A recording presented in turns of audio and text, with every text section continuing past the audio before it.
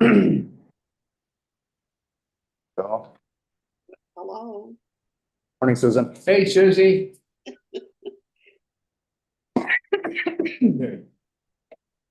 All set. All right, good morning, everyone. It is 9:01 Wednesday, January 28th or 8th, 2025. I'll call this meeting of the LaPointe Board of Harbor Commissioners to order. With us this morning via Zoom, we have Susan Widmar, Here. we have Michael Collins, Here. Evan Erickson, Here. myself, Zach Montagne, we have Glenn Carlson. Here. Absent is Jay Wiltz. Staff present, we have Kate Kuzma. Lauren Berteau is away with us. Public present, well, we have Robin and Cal from Madeline Island Ferry Line LLC. We have Katie Barton from the Bayfield School District, John Carlson, and the Brummers. I guess first up, we'll open the floor to public comment. Don't everyone raise their hands at once. You were first, Katie. For those of you that don't know, I'm Kate Barton, and I have been a LaPointe school teacher for the past 8 years and been in for a lot longer. Just for context, and I'm here to just shed one more perspective on the ferry schedule and adjustment to a 6:45 departure in the morning. That I just want to let people know that that is an entire hour before my contract starts, and that is the only. Like it's the essential boat that I need to be here on. And so that's a big deal in time for me. And I'm also not the only school district employee that needs to come over on that ferry. There are 3 other teachers. One comes twice a week on that early ferry, and then 2 teachers come on Friday morning. Some of these people, not only the school district employees, but other employees that work on the island, maybe marina people and et cetera, traveling from Ashland and Cornucopia. So just things to consider when you're making those adjustments. One more consideration is how I don't always think that we should do things the way that things have been done, but I can tell you that in the past 8 years, we've never made a 15-minute adjustment to the morning departure schedule to accommodate for ice. And I don't know that that is necessary to start doing now, especially when we're looking at the temperatures and what our ice might be like this year. So, and then if I could just add one more thing, it is when the ferry schedule really slims down in the morning and in the afternoon too, it really impacts our ability to get our specialist teachers to school and to get them back in time to make the classes in Bayfield. So that gym, that's music, that's guidance, it's Native American studies, language and culture, it's speech. And so just thinking about that when you're also thinking about the schedule, and our middle name is flexible and we do as much as we can to adjust to the ferry schedule, but just the impact that the ferry schedule has on LaPointe school as a consideration. Thank you for your time. Okay. It screws you up. It does. Yeah. I mean, and it's January, I don't leave.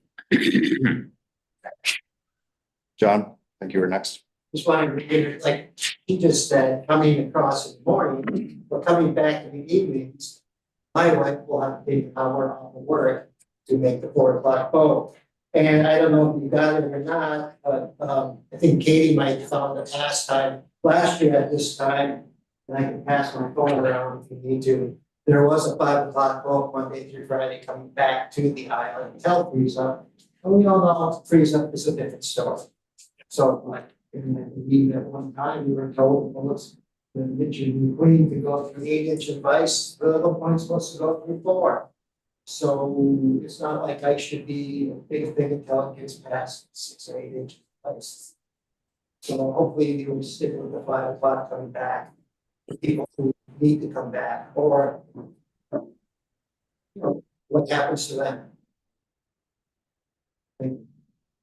Yeah. Paul. As usual, I've been to a few meetings, for the millionth time, public attendance meetings in the evenings, 4:30 or later, with the public more easily attend, especially the public that have JOB. It's been a lot easier, unless of course, the public, unless of course, you don't want the public to see what's going on. Very Trumpian, it's subtle. Second, anyone out there in the world gets CNN, there's a documentary this weekend called Saving Venice. And the question is raised, is tourism ruining the city of Venice? Is Venice, Italy, and Venice, California? Maybe that's a problem too, I don't know. Just something to look at and just see what problems other tourist-based communities are running into, housing, et cetera, et cetera, et cetera. Charlie, did you have a comment? I'm good. Okay, Thanks for asking. I thought you raised his hand. Robin? Just want to pass on that, and we talked about this with Katie the other day, that, the rates and schedule need to be put together fairly soon, because we're getting a lot of calls in the office. People coming over for the summer weddings and stuff.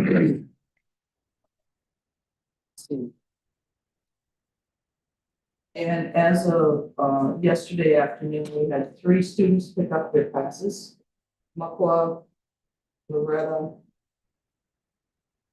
And Sam. We're supposed to institute that next week.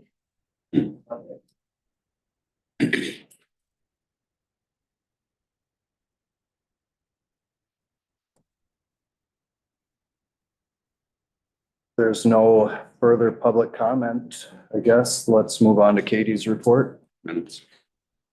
Minutes, the minutes are not prepared, so we'll table that time being. I just had the updates for the Harbor Commission bank accounts, and this is as of Monday the 6th. We're at $666,686 in the utility account. The December revenue, and this is not including the parcel hauling income, was just under 148,000. This was roughly about 34,000 more than the projected income for the month. The Ayler's projection. What we had for the 20, so it would have been Okay.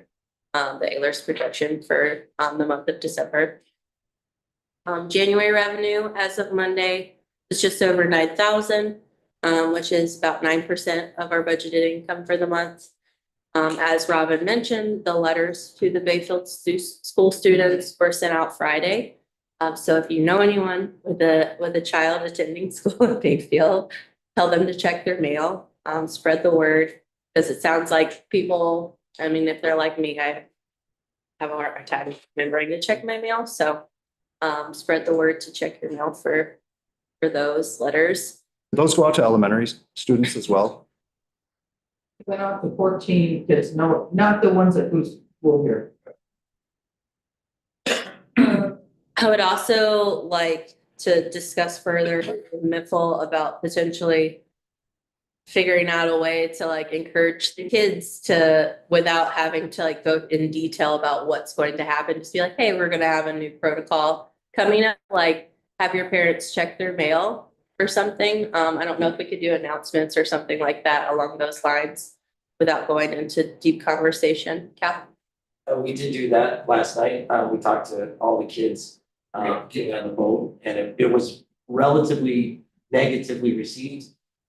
The chaperone, was saying that, they're not gonna do it, and, that they're telling the kids not to do it, and that the Harbor Commission doesn't want it, and it's just MIFL LLC. So there's been some negative sentiment about it, and that's, again, just kind of, we have reached out to try and encourage that, but I think I think a lot of what was being said was misinformation or not totally correct. So again, maybe sitting down with the school district potentially. Yeah, maybe we can work a way to like better communicate that to where it's not as confusing, I guess.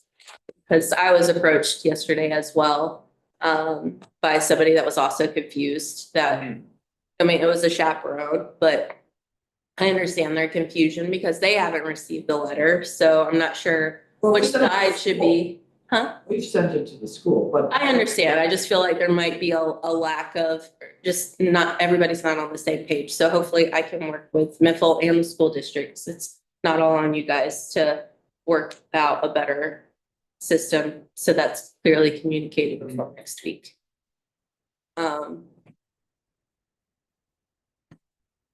Next is I had Liz and Sarah are gonna be meeting on Thursday, so tomorrow, about the ambulance billing. Lauren is also gonna be joining that meeting with them. Lauren is gonna kind of throw out there what we're hoping to do as far as tacking on see if it's feasible for Sarah to be able to add on the ferry costs into their billing, and see kind of the options for that. I'm happy to set up a meeting with Sarah after they kind of work their system out a little bit more. I have been receiving public records requests. Most of them have been very straightforward, just kind of profit and loss reports, these things that have been easy to give. I have received another one that might need a little bit clarification as to what can be provided and what can't be provided, what is technically public. So I might be reaching out in that regards to just figure out what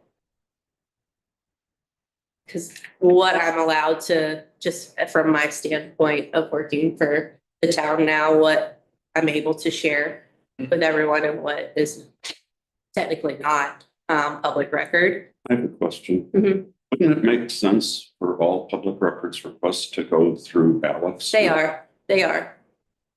Well, so, and then she's reached out because it's, So they don't go directly to you? no, they've gone through Alex. Okay.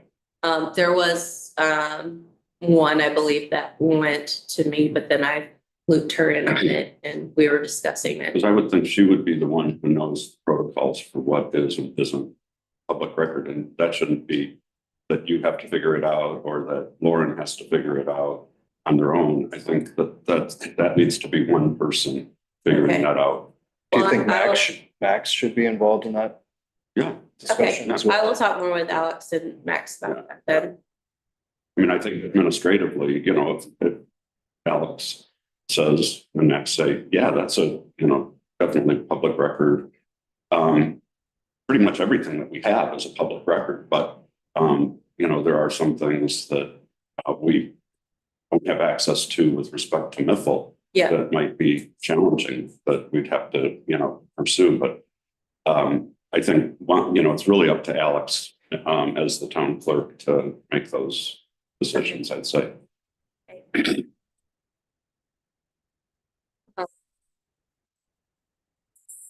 The last thing on my list was the gifts for Gary already.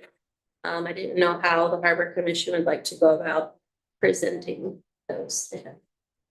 There's like a special. Yeah, there's been some discussion about this. The ideal moment for the transfer of that gift, I think, would be the 4th of July. A moment where the entire town can stop and reflect, and the wheel can be transferred and there can be an actual formal presentation. And we're kind of structured to do that. I don't know if the town has other community awards Yeah. ceremonies or anything. Mr. Collins actually happens, I think, are you the chair of the Community Awards Committee? Anyway, there will be one or two, but there's a perfectly simple moment to do I that. think that's a great idea.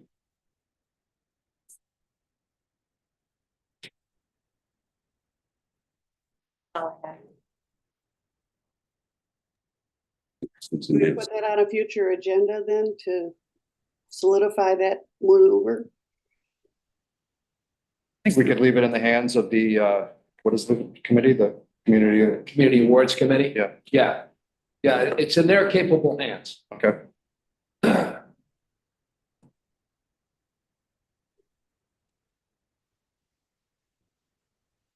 Anything else for Katie? I just wanted to add on the chaperone. I gather the chaperone's an employee of the school district. And we have a contract with the school district.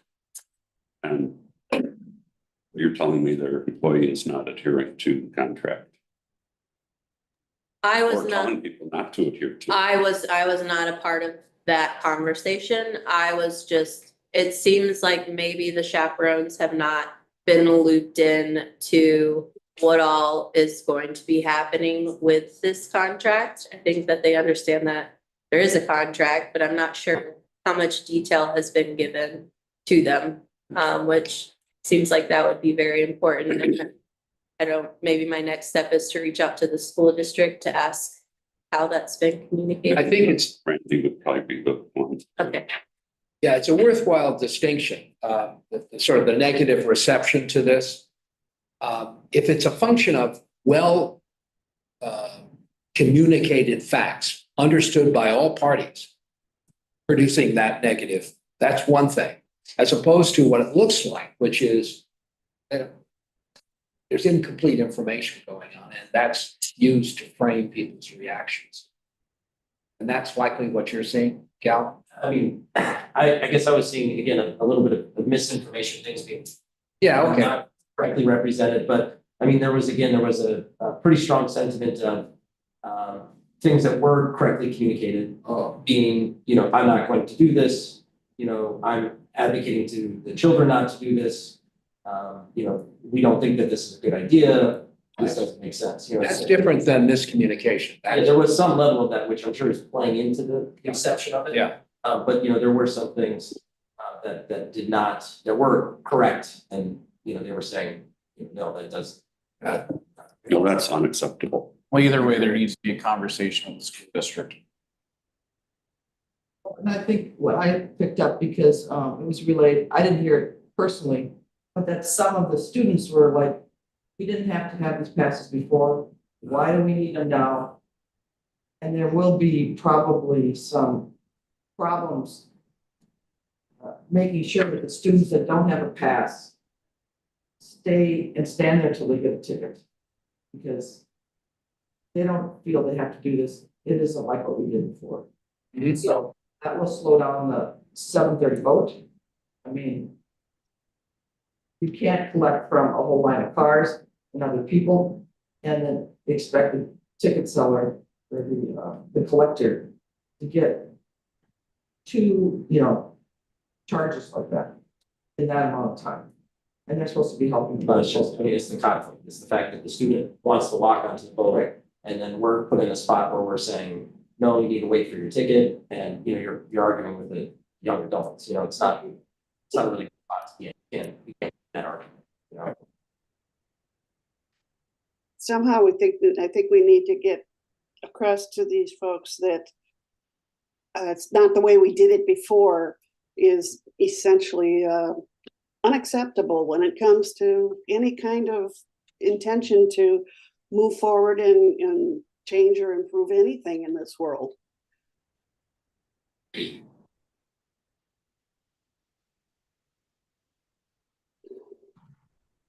And we as Fairyline are bringing extra people over next week to help facilitate the process. Because to make sure that the collector isn't left hanging there, that we have somebody who has been training and understanding the process, but we can't bring a person over every day all winter long. I mean, Well, I think if Katie can talk to Randy, and if you have any problem with Randy, let me know, please. I think that there's some sort of action Randy should be taking with the chaperone who's saying, I'm not going to do it.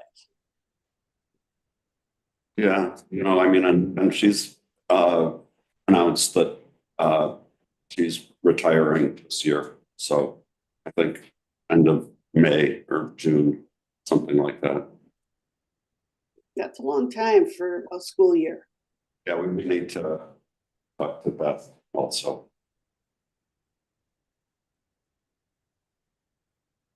If there's nothing further there, I will make a motion that we place Chief Administrative Officer's report on file. I'll second that. There's no discussion, all in favor? Aye. Aye. Opposed? Motion carries. Next up, January 2025 through freeze up schedule discussion.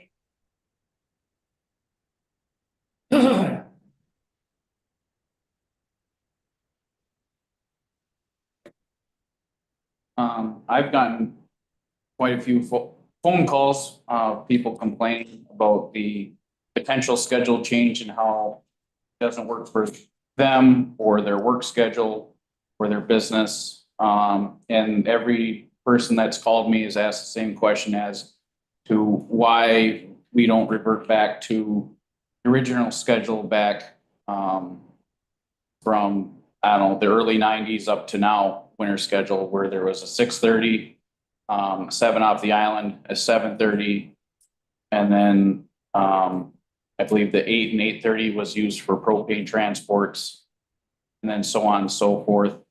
And when there was heavy ice that caused the first trip to take extra time, that 6:30 ghost boat was essentially changed to a 6:15 ghost boat to accommodate for that extra time for breaking trail.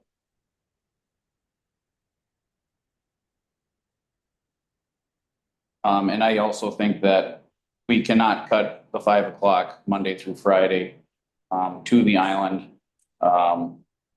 It just, it doesn't work with, people's schedule for, terms of work. If people have doctor's appointments in Ashland or Duluth, trying to get back by 4 o'clock is just way too early.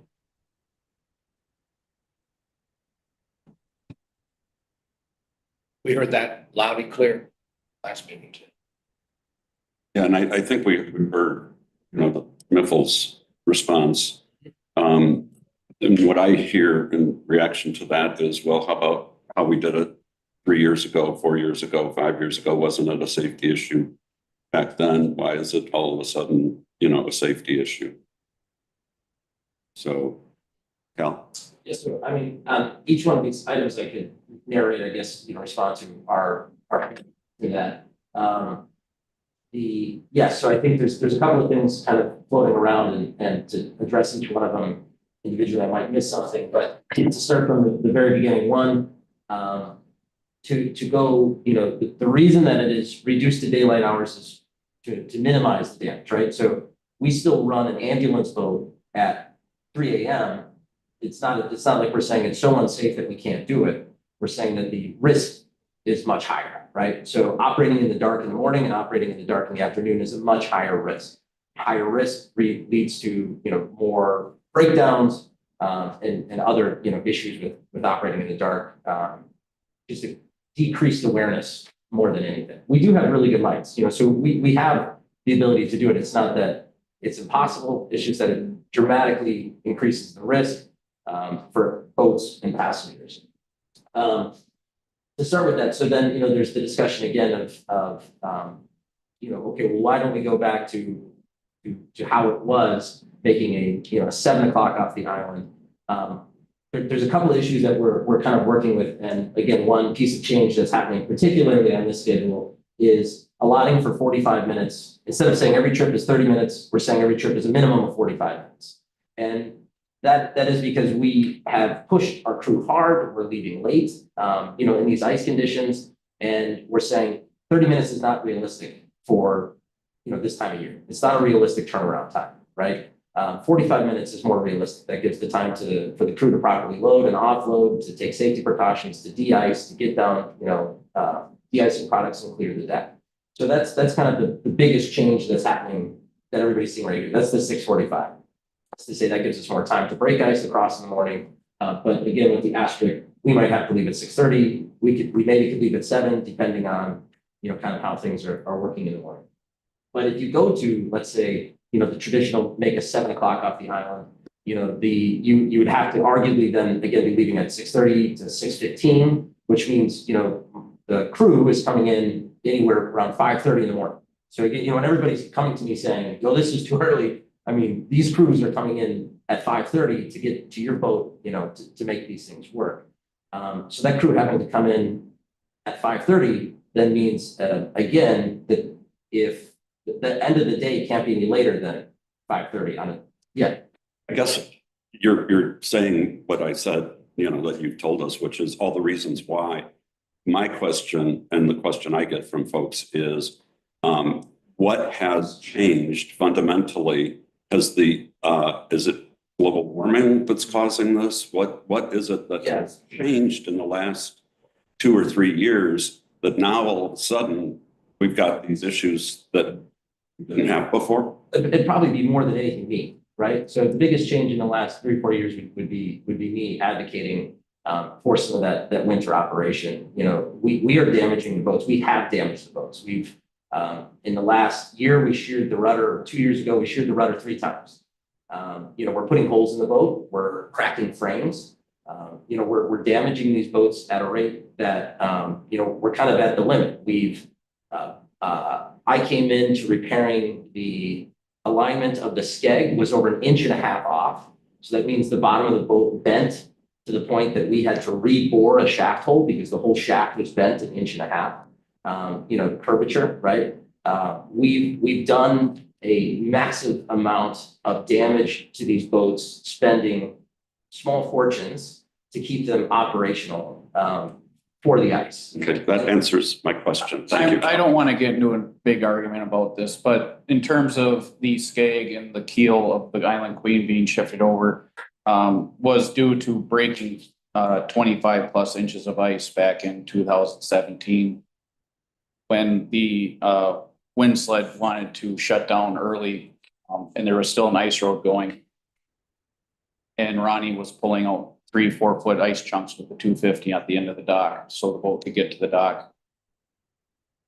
But that's not the last 3 times the rudder shear. You know, there's been cracked frames, there's been holes, there's been quite a few things that overall shape that picture. It's not one event, it's multiple events.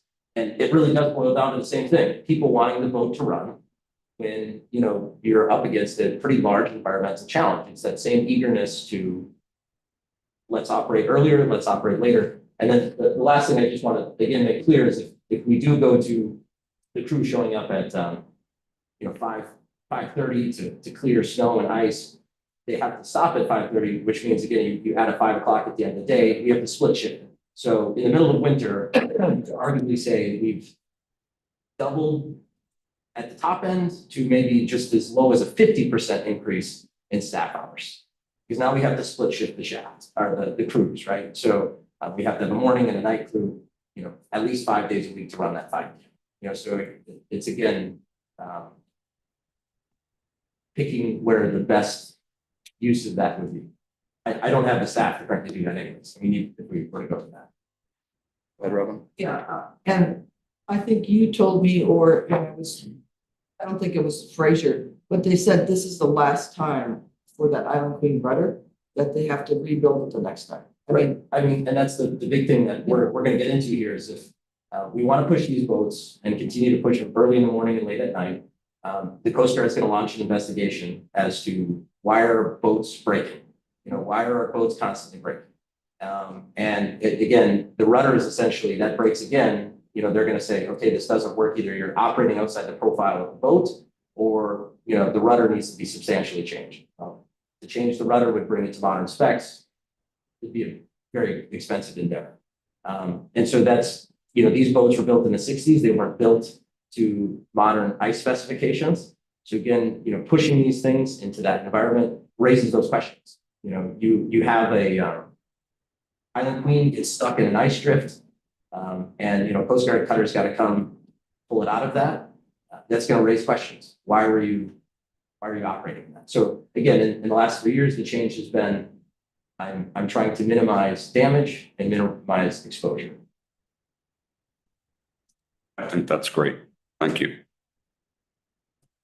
We have to figure something out, but The big question for me is, are we there yet? I mean, we've got skim ice today, we've got temps warming up. I mean, can we buy another 2 weeks, month of current schedule operations until the ice truly does impact the route?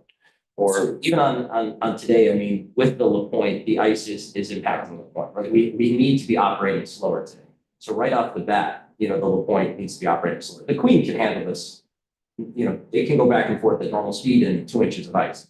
That's not an issue, but we're running the LaPointe because we still have quite a bit of traffic. We want the LaPointe to run. So, I mean, at this point, my perspective would be, getting to this 45 because we have ice is slowing the boats down, allowing for that more time.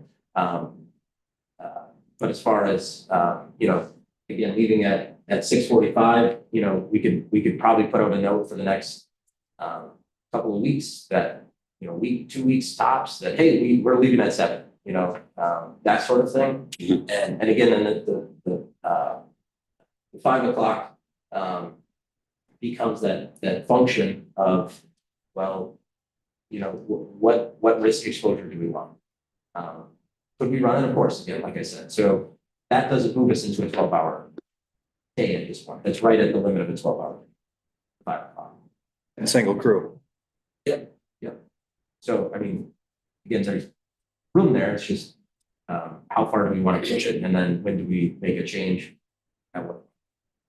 And then you also, what, your weather forecast is different, you know, what we get on NOAA, and you talk about 2 weeks out, I'm seeing -6. Yeah, I mean, there's good cold temps on the horizon. And, you know, we're gonna stay in some good, we're gonna be making ice pretty much here on out, so long as the wind doesn't blow it all out, which it could, but, you know, we're gonna be making good ice. So it's difficult for me to say right now in this room, we're good for a week, we're good for 2 weeks. You know, I think taking it week by week, again, but by my standards is fine. I don't think that's what the general public wants. They're, you know, calling in, what's the schedule for tomorrow? What's the schedule for next week? I'm trying to plan for this trip. I'm trying to plan for a cement pour. And we're having the same issue. Do we schedule on, you know, 8:45, or do we schedule on the 9? You know, we're having a bit of that. But again, from my standpoint, you know, I can make changes daily. The boat crew can make a change daily. It's really the public that is demanding some sort of knowledge from us. It's clear that things have changed in the past 4, 5, 6 years. The operations that the community wants all the time, reliably and predictably, are punishing the equipment. And that's relatively new because we weren't attempting to operate like this. And that's, again, a big change is if you look back historically, when you're going back 10, 20, you know, Yeah, further, we were shut down. Once the ice came in like this, we were shut down within 2 weeks. You know, so we went from this to shut down in a 2-week span. So this kind of inconvenientness was very short-lived, and it was, you know, everybody kind of got it. You know, you're right. The biggest issue we're dealing with now, much like last year, is you know, some numbers were thrown around this morning as far as the thickness that the boats can handle, and they were, again, in the realm of accurate. You know, 10 inches is about what we say the limit is. Can they go up to 12? Yes. You know, should they? Absolutely not. But again, that's what we were dealing with last year. Is we're operating in, you know, 10 inches of ice and up to 12 inches of ice for a month plus, right? Which is the issue is that the boats run on a maximum, so they shouldn't run in more than 10 inches, and the wind sled runs on a minimum, which it shouldn't run in less than 8 or 6, realistically, is what I've been told. But the problem is, you know, you don't get 10 all the way across and, you know, 8 all the way across. So they work against each other. So that's where we end up operating for very extended seasons in heavier than we should be conditions, which is damaging the boats at an increased rate. And if the Island Queen and the Nichibu are damaged, they're done. I mean, you can't get it, you can't get into the I've water. looked into it, and we'd have to likely bring up cranes from Chicago. Yeah, and there would have to be crane. I don't even know if the dock could handle the cranes, but I have looked into if you sheared the rudder completely off the boat, or, you know, broke a blade on the Queen and you had to get it out of the water in January, it would be 2 massive cranes that would have to come and lift the boat out of the water. You know, because you can't get the washermen, they won't operate. So again, it's when the boat is down in this season, it is what it is until you can get it somewhere else. Or get a crane up from Chicago, 2 cranes. Thank you. Well, this is, you know, we have to keep searching for grant money in order to build a new icebreaker. Which that Biden has renewed that, by the way.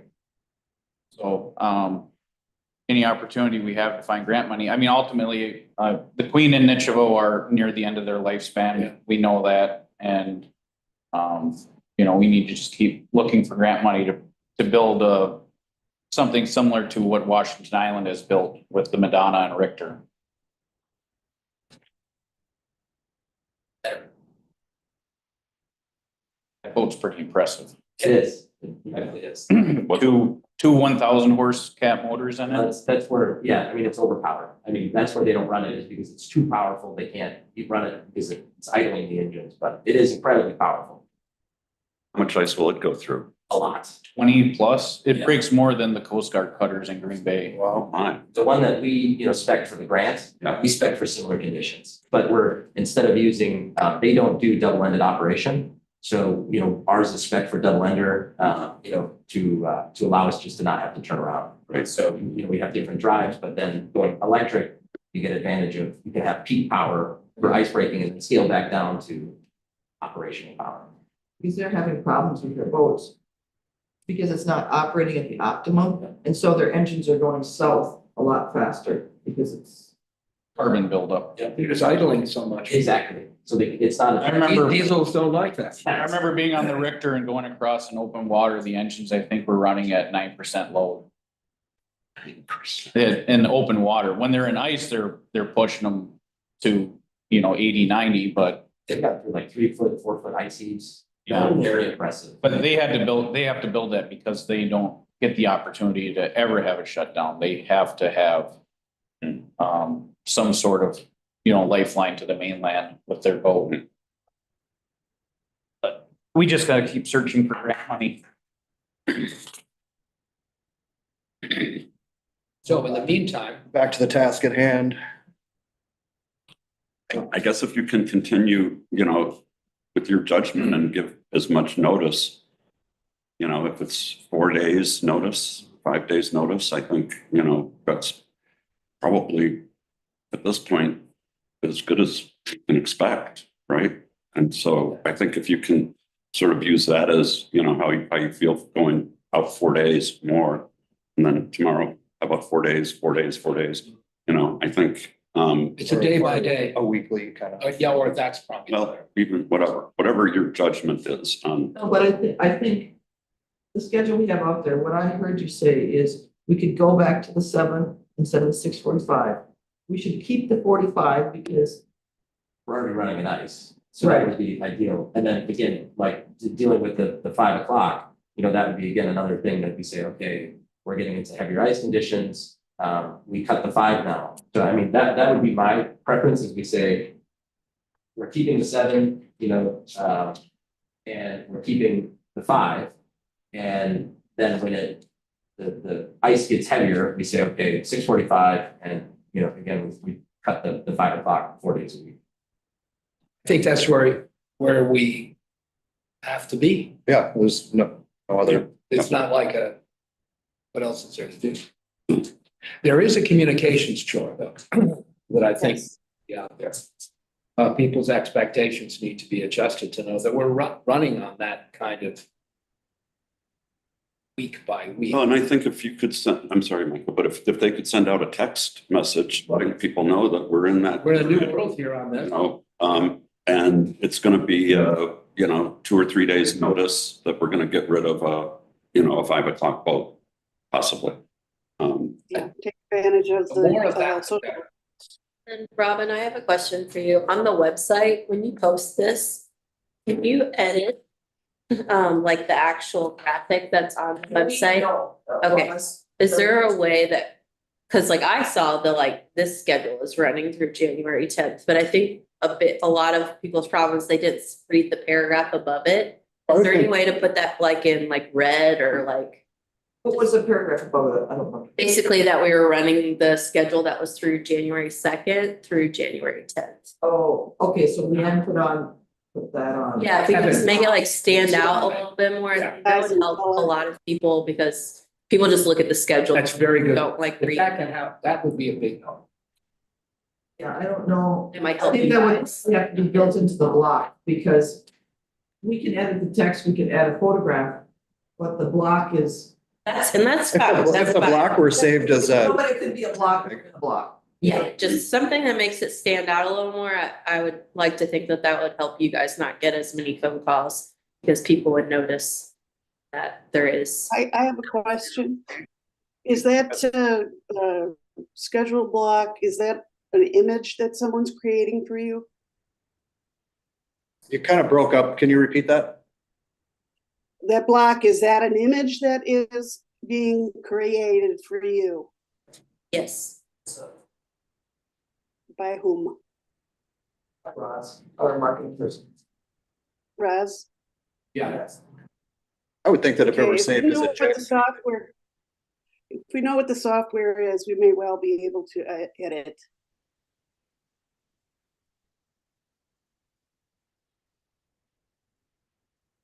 sorry, Susan, you're kind of cutting in and out. If we had software, we could edit it, but she's talking, she's talking high-end software.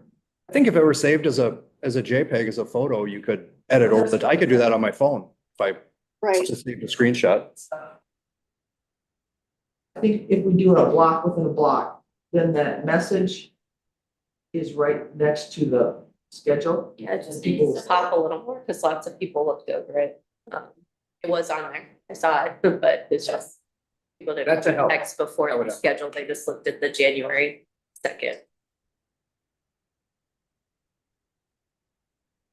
And just again, to make sure that, I mean, that's what we're this schedule. And we're just editing the first and last until freeze up, until heavier ice condition, not freeze up. It's gonna be your call. Right. In the end. Yeah. I think rather than reverting back to the prior schedule, you would go with the January 3rd through freeze up that had been with the 6:45. I think that works best for Honey too on the weekends, on Saturdays, so.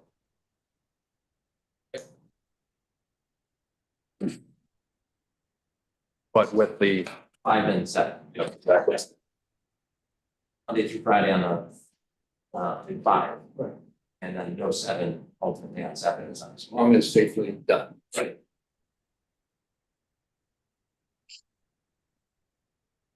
Yeah. is there any further discussion there?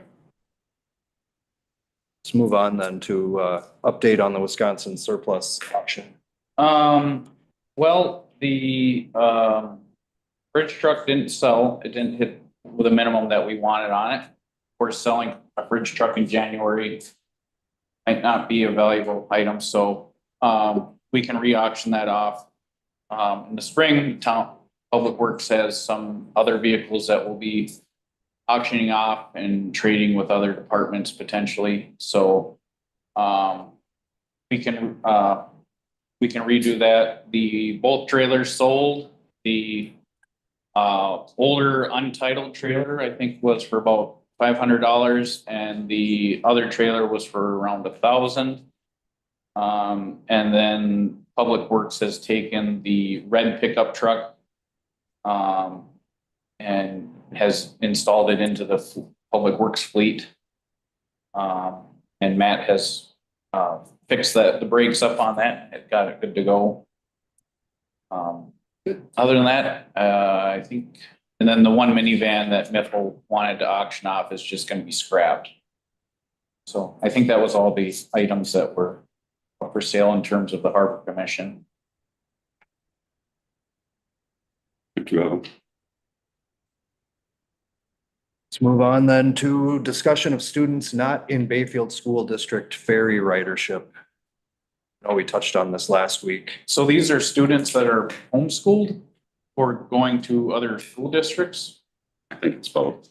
Oh, Yeah, and there's only 2 homeschooled students that Leanne gave me names for. And what's the issue again? Whether they be covered under the Bayfield School contract. Yeah, how Treatments. essentially that they're charged. Okay, how many of these families are there? I was only told of 2 homeschooled. Okay. Students. The Bayfield school system won't pay for the whole school transportation yeah. because they're not enrolled. Okay, so the question is, how do you modify the transportation project so that the net collects these 2 students, but not outside the net? You know, like, I have a house on the island. I declared as my residence, I want my kid to go back and forth in the summer. You know what I mean? What did you used to do, Robin, before? Well, I don't. Well, the ferry line, we adopted similar transportation benefits as Washington Island Ferry. So the fact that we gave students enrolled in the Bayfield school system transportation in the summer was a gratis based on what the ferry line said do for the community. Okay, so I don't remember this homeschool thing. Yeah, it was essentially, if they walked up though, and I mean, that was one of the promises, they said, we're a student. They went across. Because the crew doesn't know. Yeah. Can't. Let's say, but there were students going from here to across and then going to Washburn. You had those in the past, right? And that's open enrollment. And so how did you treat those kids? Did they have to pay for that? I don't think they do. You know, I mean, it's kind of fuzzy, you know what I mean? Are you gonna argue with them? That's what we ran into. Right. Because we had a lot of kids coming up saying, I'm a resident, I lived over there for a week, my family.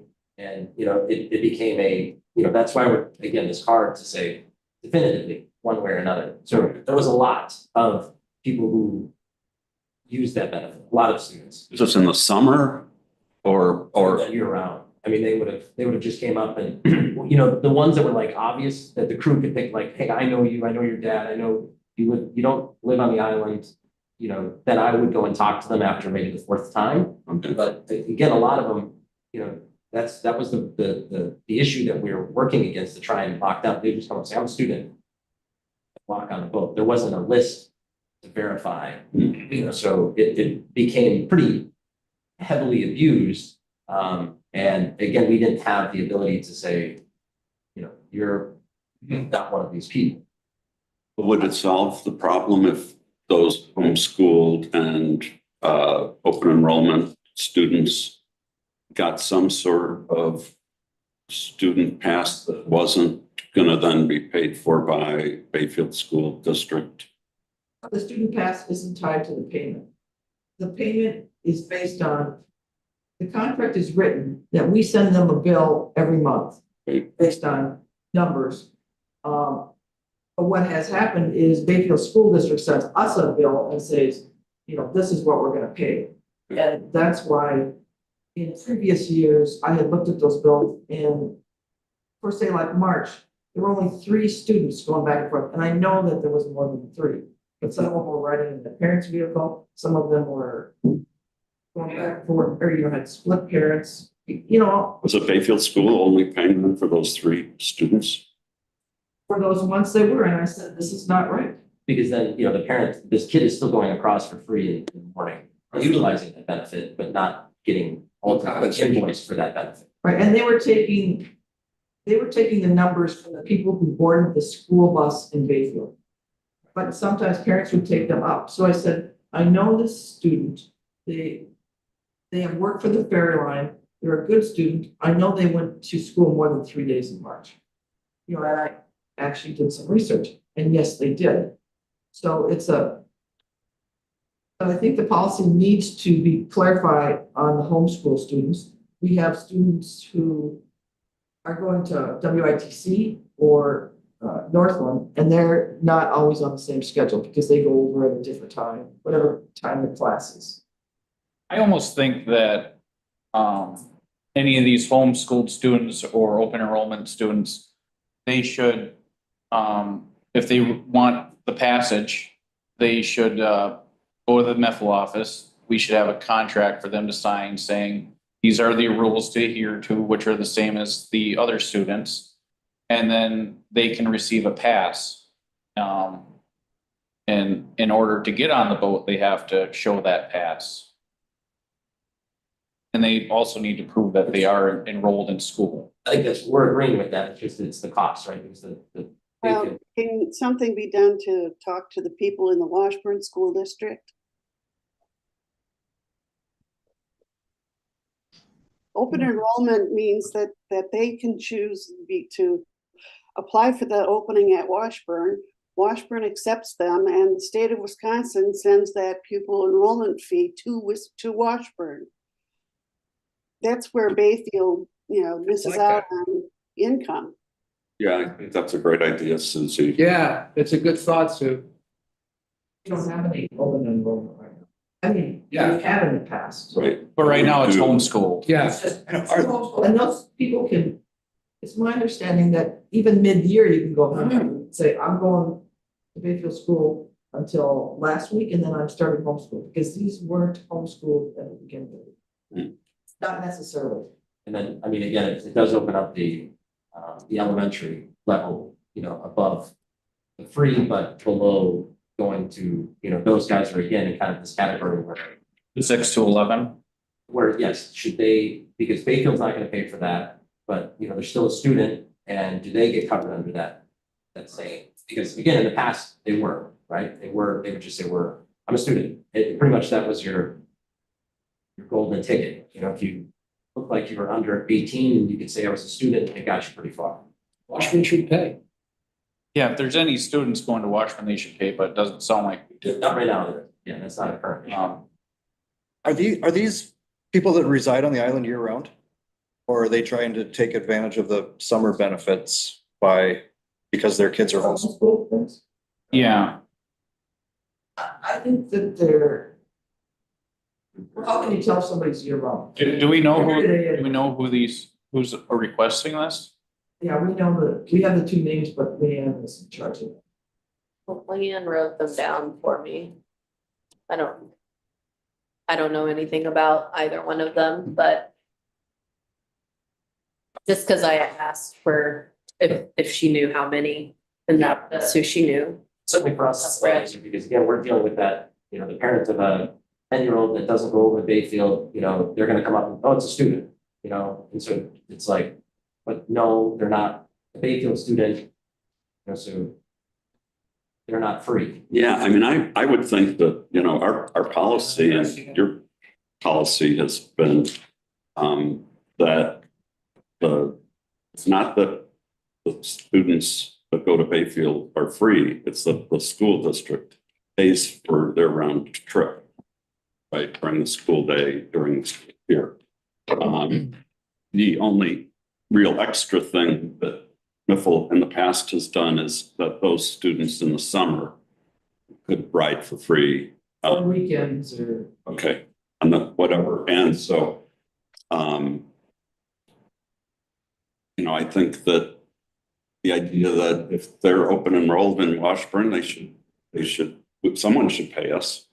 And if they're getting homeschooled, someone should pay us. And I think that we would probably be happy charging them the same rate that we charge the Bayfield School District for kids, which is a discounted rate. And that's all I have to add. Do you think you extend that to the, like the elementary students that are on the island, that opportunity? Probably. The homeschool, that would mean you'd have to have a different ID pass. And we'd have to change our ticketing to have homeschool because they wouldn't be included in the. Yeah, we'd have to add, that would be maybe And a then we different got to color. collect from those parents, which Or they don't travel. And it's simple as that, yeah. I mean, I can get you the names and somebody's got to communicate with the parents if that's what you're gonna do. Because a letter needs to be sent out Yeah. to them to explaining everything and how it's gonna work from here on I out. think that's gotta be up from the Harbor Commission. Yes.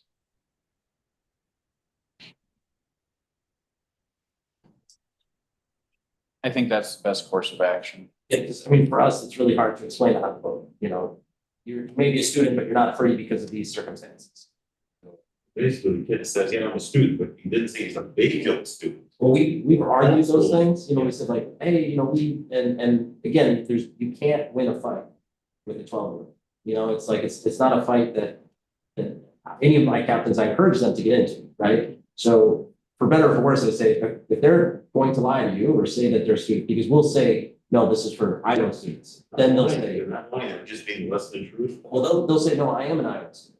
Like, we don't think you're an Iowa student. Well, I am. And I tell them. No win. One of these students was enrolled in Bayfield School District at the beginning of last school year. And opted to go to Bayfield School rather than the islands. So I believe they do reside here. But I mean, we've seen every unique circumstance. Maybe we, Every excuse in the book. Yeah. maybe like what you're doing now for the Bayfield students, I don't know what color that thing is, but maybe a blue, okay, maybe a different color for the students who are not Bayfield school students, so that you can keep your billing straight on that. We can, but it's just, again, we've got to make sure that, yeah, that if you're saying, you know, you'd like to collect from them at the same rate that the school does, then, you know, getting that out to them, and, you know, I don't know if the homeschool people will opt into that, or if the Island School will opt into that, you know, for their elementary students. No, but You know, that letter- the letter has to come from the Harbor Commission. It's got to be communicated to the parents. They have to clearly understand how much they pay, and we have to have a different color thing. Mhm. You know what I mean? And it's just, Go ahead, Susan. I would suggest that the boards of school boards of the two districts should be able to provide us with a list of the students at 54850. And it wouldn't matter how old they are, you know, given if they're the lower grades and choosing to step up, they would show up on that list.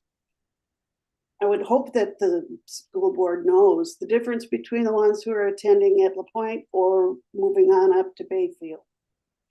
People in Washburn ought to know who's in their school that lives at 54850. And dealing with these people and billing wise, you know, don't be so concerned about, they're the ones that are gonna affirm the payment anyway.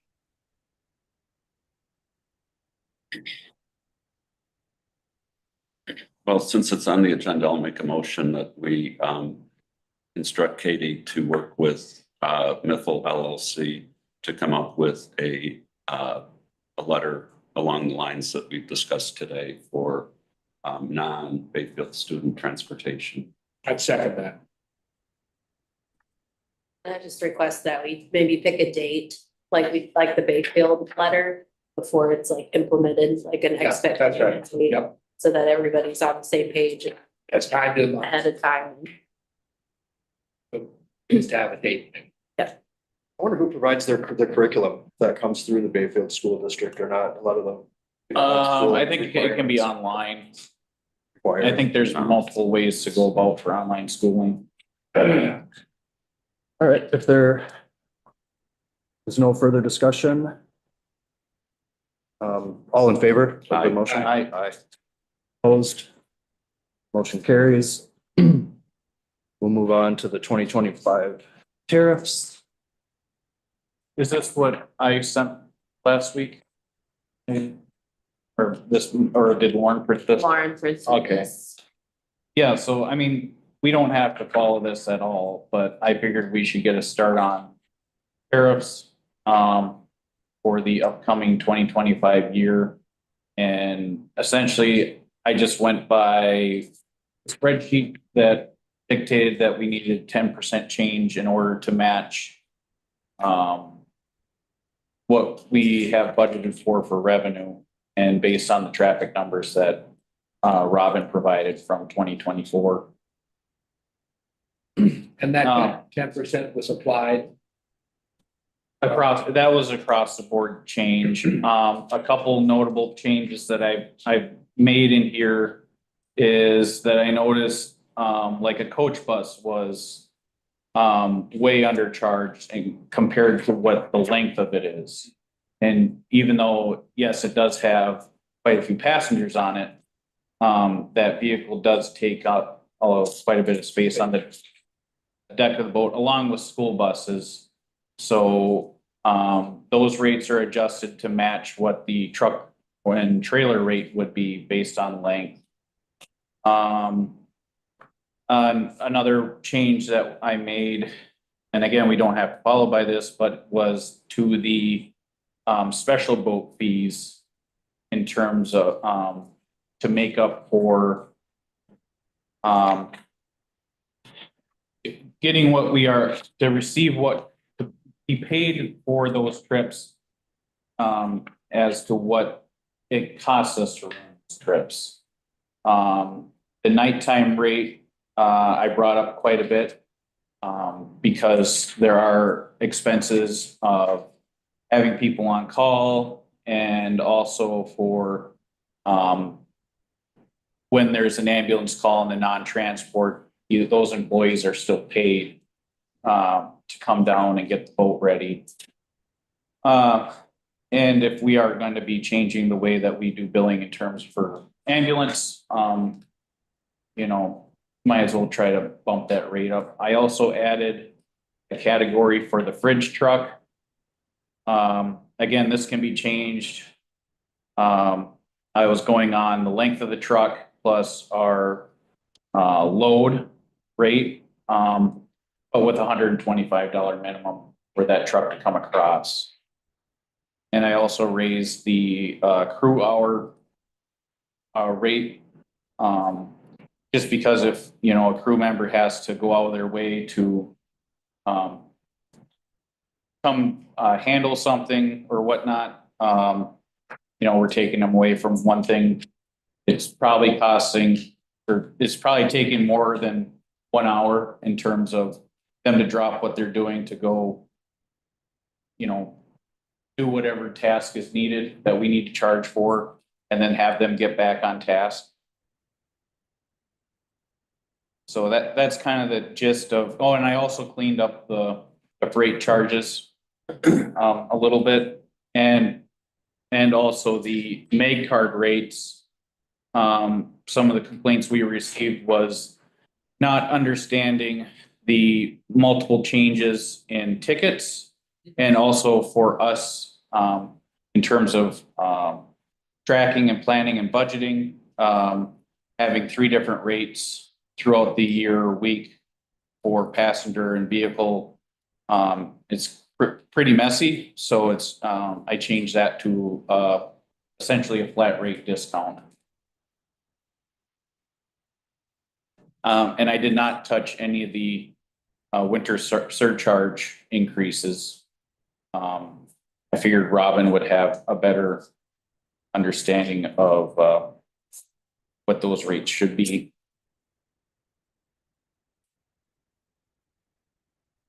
Yeah. Evan, thank you for doing all this. I had also done a spreadsheet of the tariff rates and the passenger revenue in each of the 111 different line items. And I come up with a significantly lower increase in revenue than what you've come up with. And I just wonder if you and I could offline get together and compare notes. Yeah.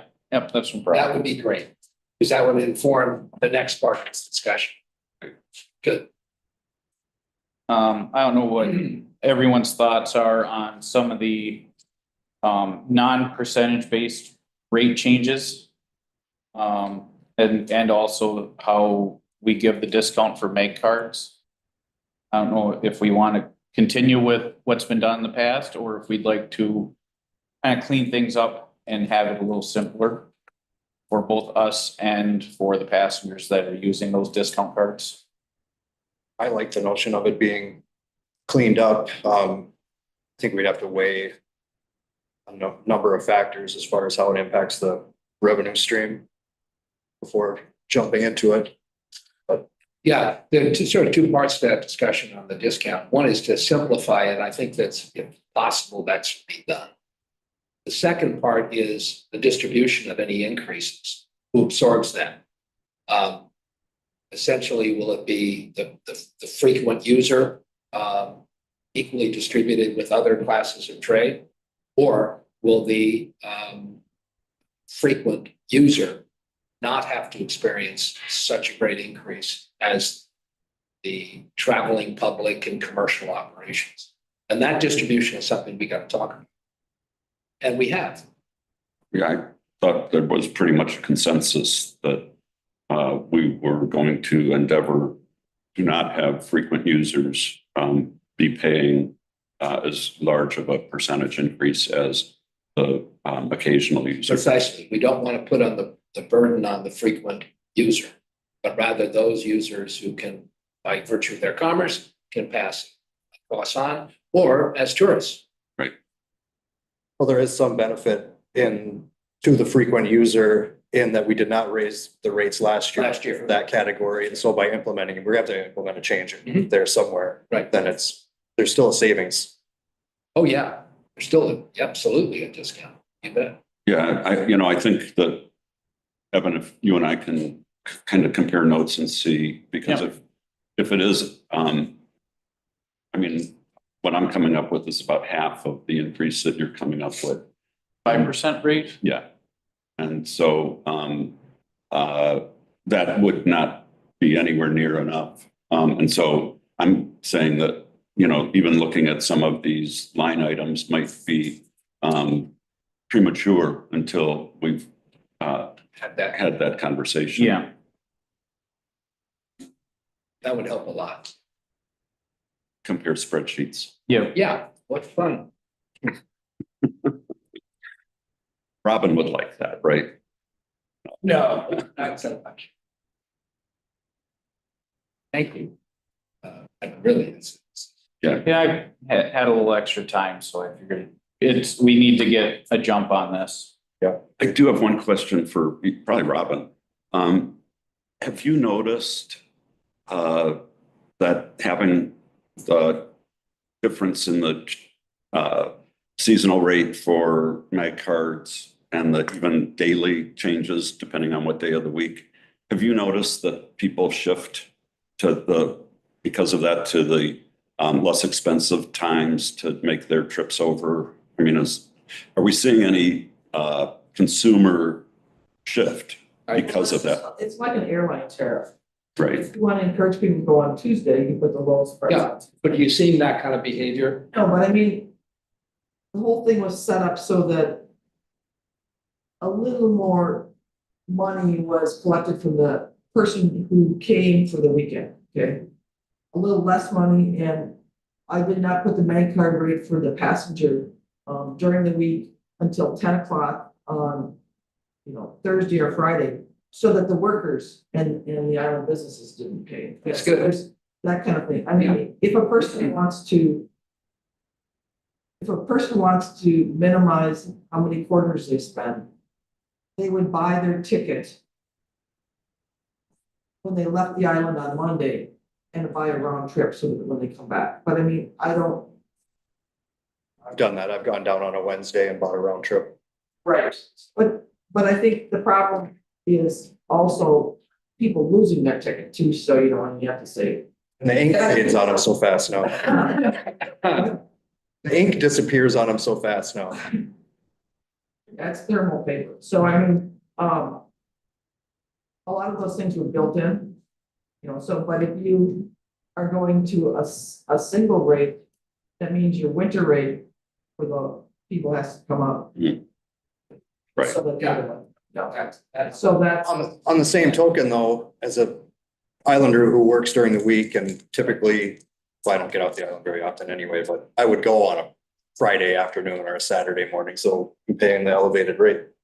I mean, it's a quarter, I mean, but it's still, so if you bring it down to one rate, then the off-season people are gonna pay more. And what's the difference? Someone lives over here or someone has a house over here? Everybody can buy a land card, so it's, costs. So next step is you two guys We're gonna have dueling see what, spreadsheets. compare spreadsheets. Good. And I think Robin and Cal should be included in the conversation sooner rather than later yeah. also. Yeah, Yeah. I think once we can figure out our spreadsheet difference, Yeah, then we'll be ready to talk to Robin and Cal, or you guys will be ready to talk to Robin and Cal. All right. Let's move on then to compensation resolution 2025. make a motion that we approve the compensation resolution for 2025. 2025-018108. Keeping chief administrative officer and secretary wages the same for 2025. I second. Any discussion? All in favor? Aye. Opposed? Motion carries.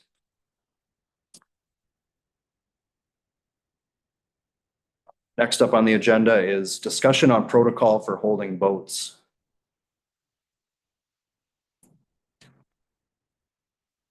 Someone help frame this discussion for me. Yeah, the only thing I have to add to that is it was regarding like a complaint that, or actually kind of multiple complaints, it sounds like that came through Mhm. with a boat that had left the dock and then came back. I did forward this complaint along to Miffle, in which Cal sent me kind of a detailed whys that these things might happen.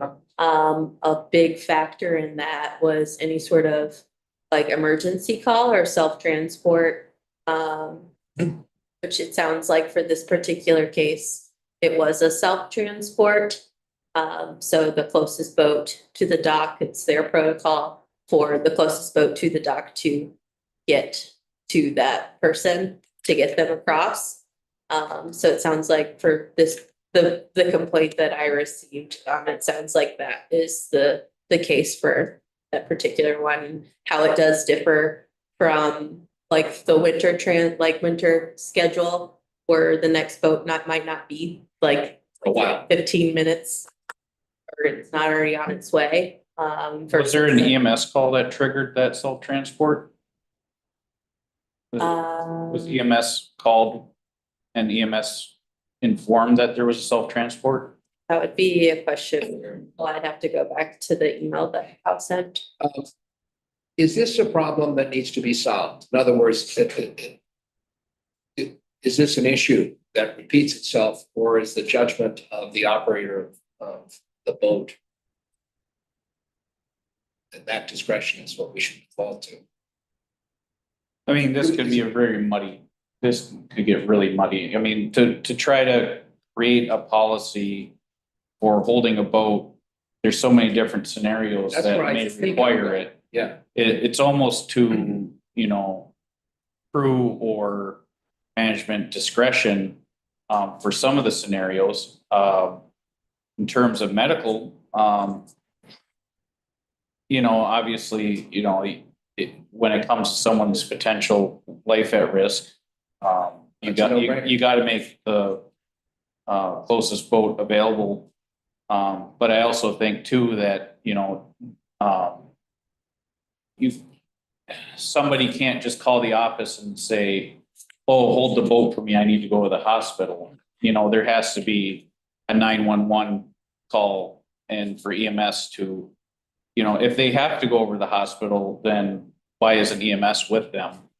You know, or EMS has checked them out and said, go ahead, you know, they self-transport, you know, but 911 was called on that. In terms of the other holding boat, I mean, I've left the dock, you know, been 50 feet off the dock and gone back at night for somebody who came late, especially at the last boat. It's your judgment. It's a crew judgment call on something like that.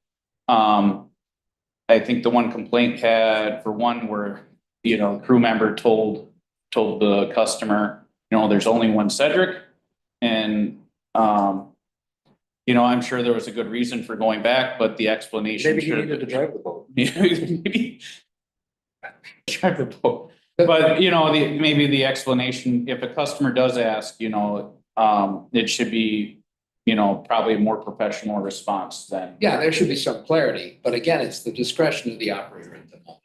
Yeah. So I don't know if we need to essentially have a protocol. I would just say that if it's medical based, that, you know, there should be a 911 call or EMS call behind it. Yeah. I'll tell you, someone who's rushed their parent to the boat, I'm father calling 911, you get your ass. I'm just saying, Yeah. I mean, that's all I'm acting. I mean, that's the situation that we're running into, is that we have people that they know they have to go to the emergency room, whatever the emergency is.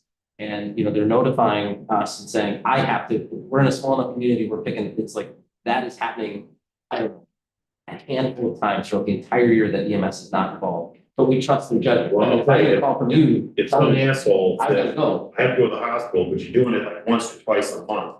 Oh, that's different. Well, like, just saying, I mean, you don't want to use that excuse unless it's a real emergency. Yeah, and again, successfully, we've been, we take that seriously.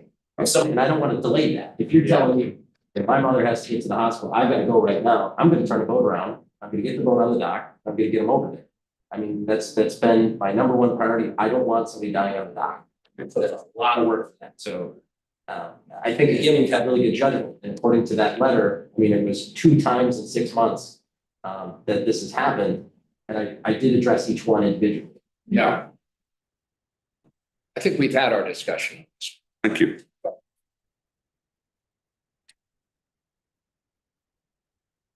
Next up, the Winter Transportation 2024-25 Cooperative Agreement. I move we approve the cooperative agreement and instruct Zach to sign it. I'll second. The discussion? All in favor? Aye. Aye. Opposed? Motion carries. Next up is approval of bills. I don't believe we have any for this meeting. Yay. And the Oh, town I board did missed. approve the bills that you approved at the last meeting. Yeah, I was there. I signed it.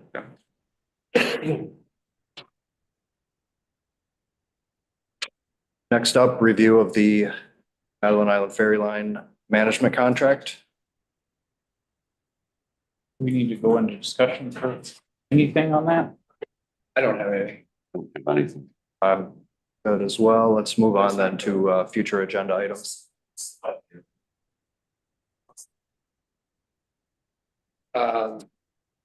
Future agenda items. I think that one of them would be a marketing committee discussion.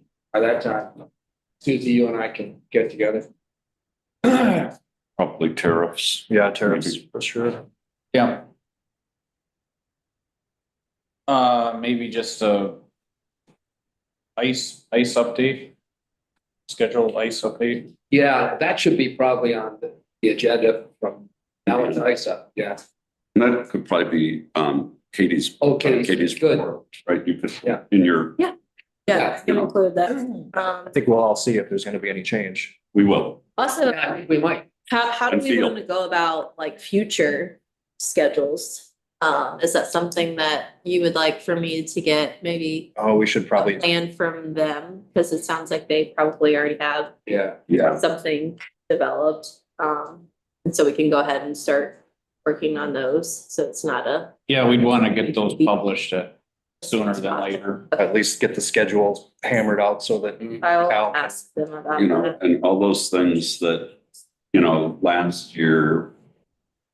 The ferry said, boy, if you could ask us before we do the schedule, Uh-huh, all the things, whether it's Sunday night boats for the big top or, yeah, I know that there've been some comments from, Charlie Misa about what things, Oh, yeah. so, and then also, of course, wanting to preserve that 7:00 boat, for The fall. and in the spring, Yes. starting, basically probably if we go to, daylight savings time again.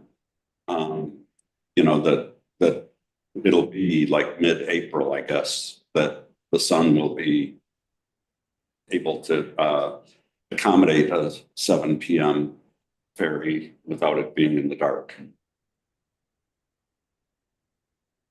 So all the things that were on our list. yeah, over the last- basically all the requests we're Yeah. putting forward. Yeah, Weren't some of those later boats, based on kids in their projects at school? You had extracurriculars. The thing about setting it at 7 at the front half of the school year and the back half of the school year, I would think you need to. This year, we kind of cut it off rather arbitrarily on the 13th of December, only to find out that there were just a few more days between that date and the end of regionals, state competitions and some of that other kind of stuff. That's right. Well, maybe as part of the communication between Katie and the school district about the implementation of the chaperone situation, we could ask for if they have any special considerations that they would like to see on the ferry schedule for the school year. It's a good point. Are we gonna search for some more grant money to help pay for those sevens? Yeah, I think we probably should. I'll throw in that I think I may have mentioned that the Department of Workforce Development for Wisconsin indicated some interest in helping us determine what the economic benefit would be to having later boats. And I'm thinking that if we get their seal of approval on, this is what it would mean, we can then take that to the Wisconsin Economic Development Board and try to persuade people that it's in, the interest of the regional economy to support this in some way. Yes to your question. So we have a county economic development representative, don't we? That Carver carries. Oh, in Ashland? Yeah. Yes, there is. Yeah. Carries.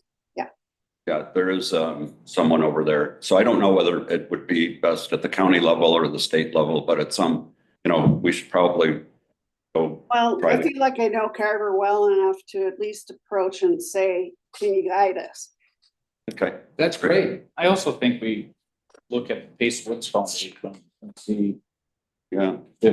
if they, I know, being on the scholarship committee that, they're very generous at times. They have been very generous for a number of fronts Yeah. in the past 3 months. And it doesn't hurt to Does throw in an ask. not. They seem to have a particular focus on education. Yeah, and Yeah. saying if we're running Which these is- trips for Yeah. the Very children, good. Yeah. for the children, that'd be, So the, every dollar helps.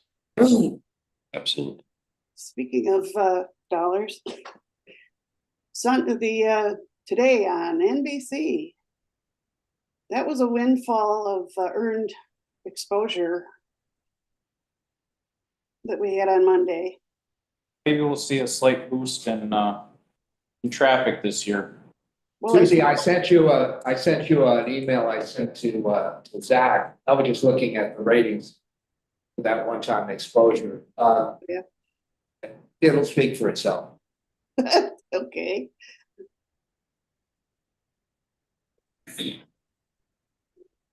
Are we looking at next week for the next meeting? Well, you're gonna have a discussion with Bayfield School District, so there might be an update on that. I also have all of December expenses now Oh, that I have to work on, so those will be Do ready. you have a total? I don't know. There isn't a cover sheet in here. Is it? Yeah. Well, it's, what's the date next week? The 16th. The 16th. Well, we're gonna have a update on other things, aren't we?